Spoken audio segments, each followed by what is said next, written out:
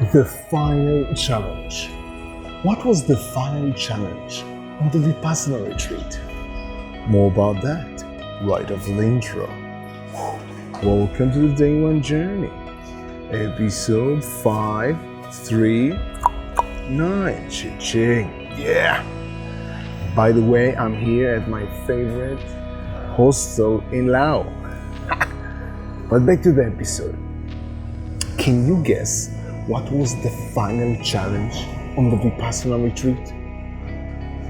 Well, as I showed you in the last episode, and also in previous episodes, there were many things that made the Vipassana retreat extremely intense, extremely challenging.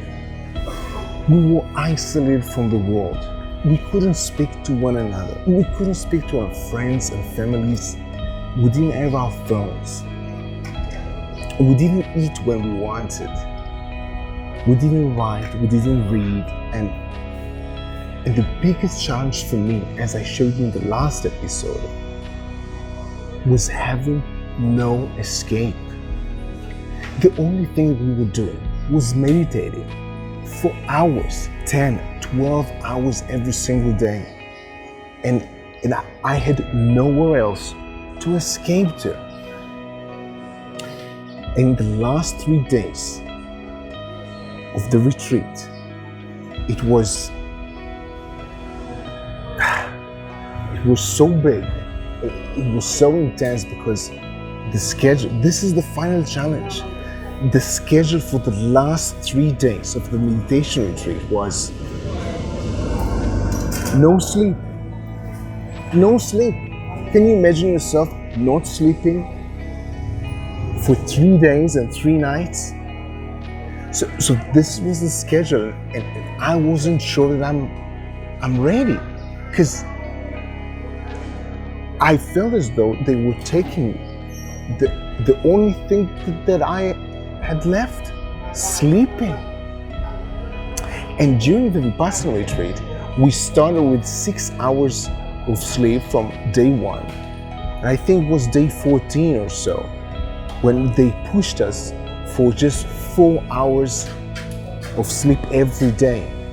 So we will be ready for the last 3 days, the final challenge, not sleeping for 3 days.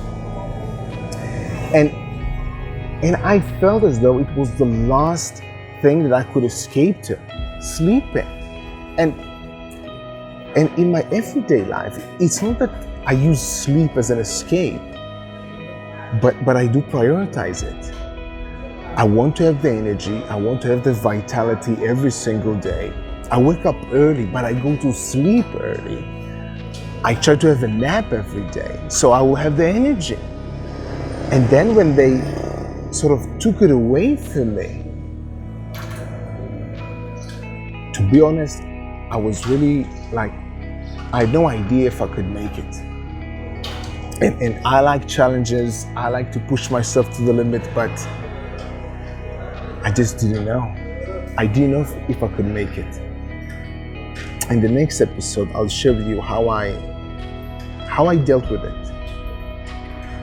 It was intense. But more about that in the next episode. So back to you. Put yourself in a similar situation.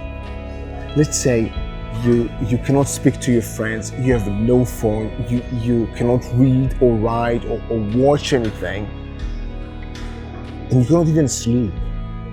Where would you escape to? Ask yourself this question. Put yourself in this situation and see what would you do. And of course, have an amazing day 1. See you tomorrow.